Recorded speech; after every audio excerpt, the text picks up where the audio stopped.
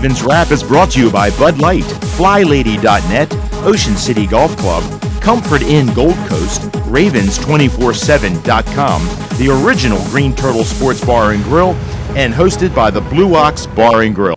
Welcome back in. It is the Ravens Wrap Show here on Comcast Beach TV and Delmarva's Rock Radio 93.5 The Beach.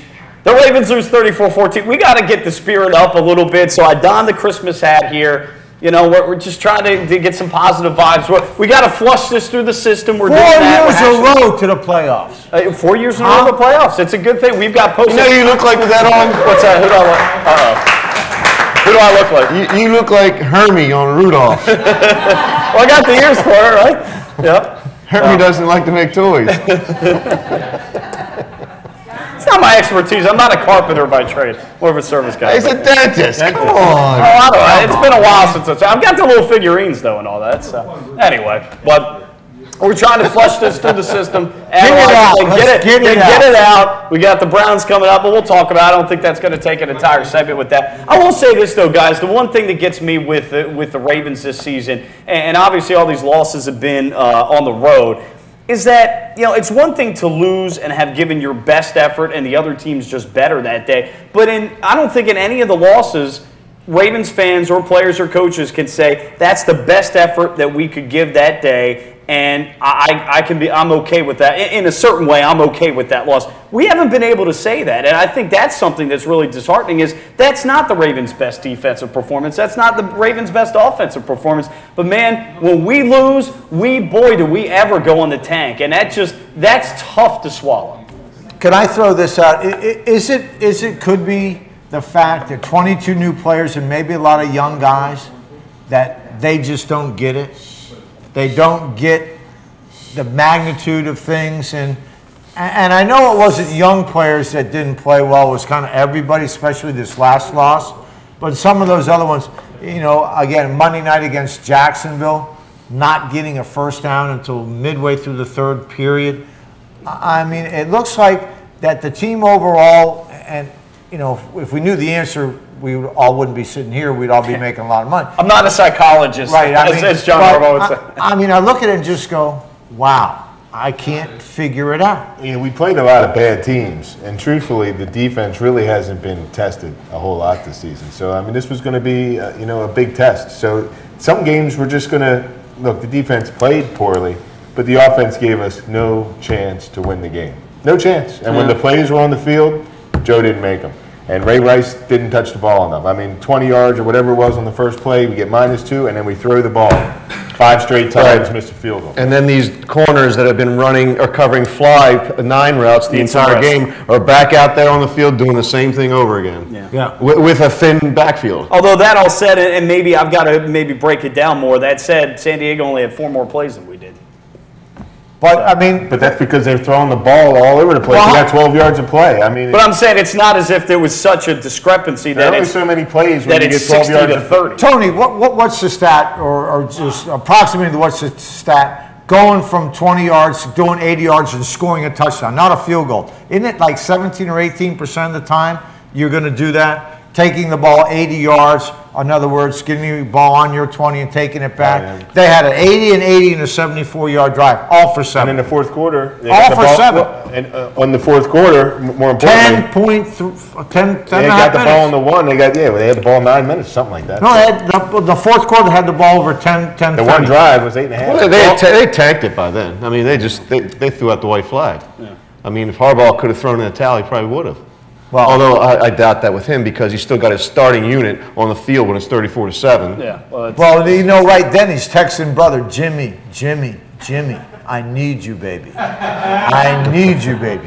He didn't have to text him for Jim Harbaugh to know that. But to your point, though, even though the plays were somewhat even, John and Tony, the time of possession, San Diego did control time of possession for almost 9 more minutes. So, you know, that plays into the tiredness. There's only so many plays. When you're getting 20 yards a clip, you don't need a whole lot of plays to score a touchdown. So, and that's, you know. I know these guys, Bruce, I want to ask Bruce this, too, because I know these players are in such routines by this time of the season. I mean, they've got everything timed out. Their charter flight is delayed, going out to San Diego, disruption of the flow. It's the 15th game of the season, or the 14th game of the season. and you're going to the West Coast, as a player, how does that affect you, or is that overplayed by the media? It is totally overplayed by the media if you're not a professional and you don't understand that you're going to go out there and you realize you're going to practice and then you got to go to dinner. You've got to be able to mentally go through that grind and continue the thought process, I have a game to play. And then again, it's a night game. So you sit around. And I told the story on the air. I was in San Diego at home. My roommate left. It was a Monday night game. My roommate left early. I took another nap because I was just hanging around.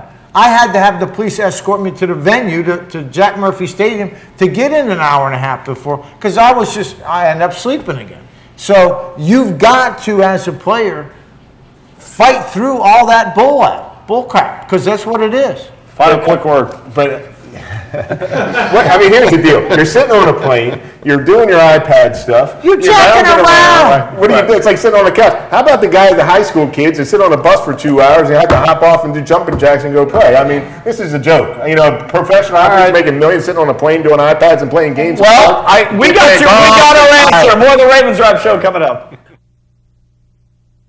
G&G Outfitters, Inc. is a premier full-service in-house provider of branded merchandise and marketing solutions. With over 20 years of proven experience, G&G continues to successfully produce branded merchandise for some of the world's leading corporations, associations, and teams. From start to finish, G&G Outfitters is your single-source, one-stop partner for promotional products, logoed apparel, and all of your branded needs. For more info on the services and capabilities of G&G, visit ggoutfitters.com or call 301-731-2282. Welcome to the Comfort Inn Gold Coast. Conveniently located just 1 block from the beach and adjacent to shopping at the Gold Coast Mall and the movie theater. Newly renovated and open year-round with a marvelous bayfront view. Visit us on the web at comfortgoldcoast.com and see our hot deals and great golf packages, or simply call our direct reservation line to plan your stay.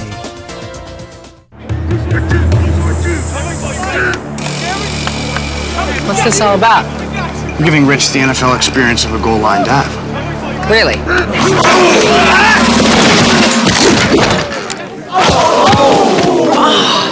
There's an easier way to get an ultimate NFL fan experience. Just snap the tag wherever Bud Light is sold and you can win. Bud Light in the NFL. Here we go.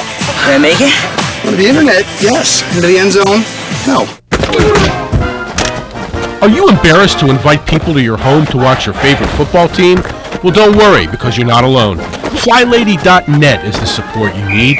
Join us and our more than 600,000 members and learn how to crush the clutter and game plan your way through routines that'll help you organize your home and your life. Tackle clutter and get your home game day ready with FlyLady.net.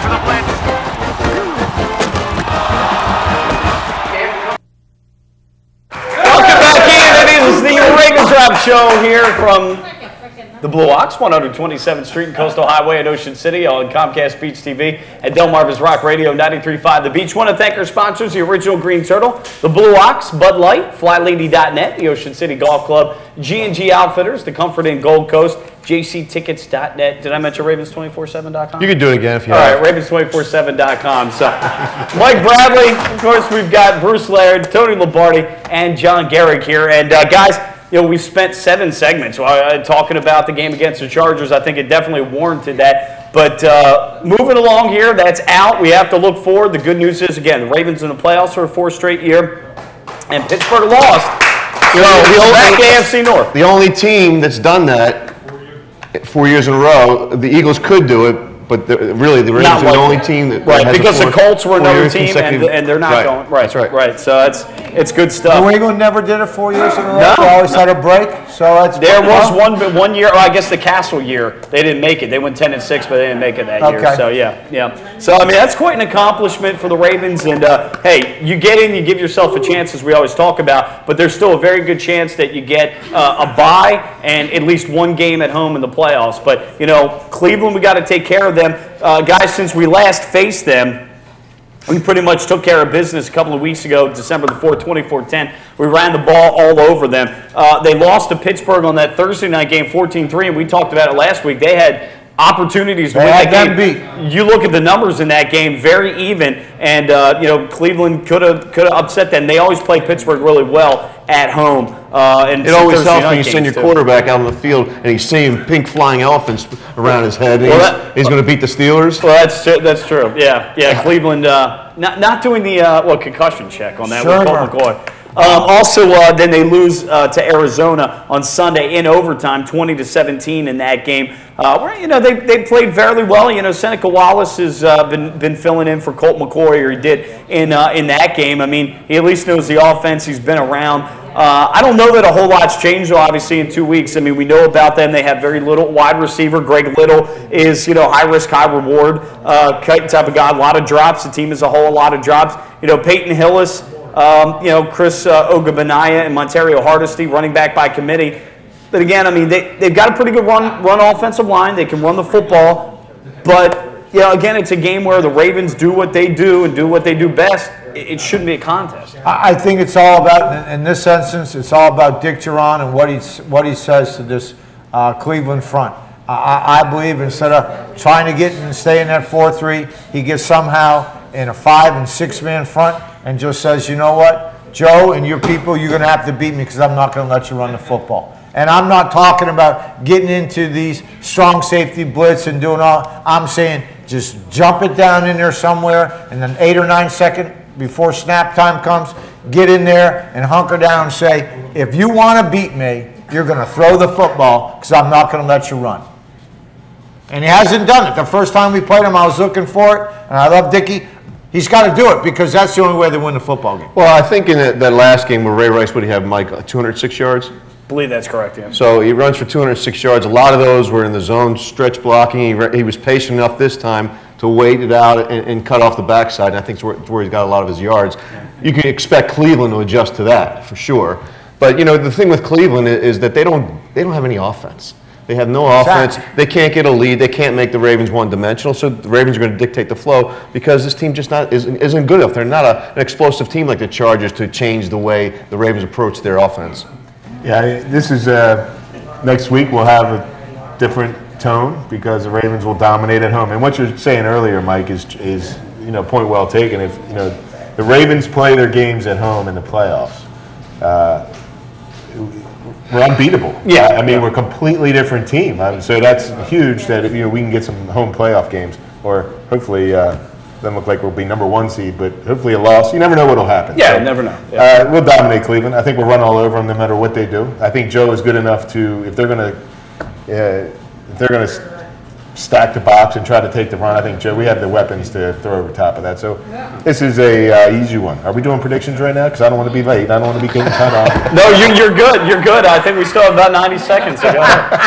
Give them all. I'm banking my time for next week. We're going to be talking about Joe and Ray Rice next week again. I'm telling you. Go ahead. Give your prediction and real quick what you'd like to see Sunday. I'd like to see Ray Rice stay in the game and go for 300 yards rushing. But I think 27-10.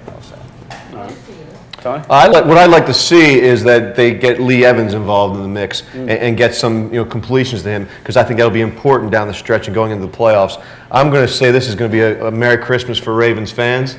It's going to be the Grinch delivers the stink, stank, stunk from the Cleveland Browns, and I'm going to say 31-10 Browns. Ravens. Wow, 30 seconds. I'm going to go with my partner from 24/7, and I'm going to say there's 28-10. 28-10. But he didn't say 28-10. That's you? No. He said 27-10. Well, that's right. That's why I'm close to you, John. All right, I'm being very conservative this year. I'm going to go with the Ravens 33-6, and I'd like to see Billy Cundiff hit some field goals in this one. That's what I'd like to see. Hey, Merry Christmas, Happy Holidays. We'll be back next week. Christmas. It's the Ravens Wrap Show, Comcast Speed TV, and ho, ho, ho!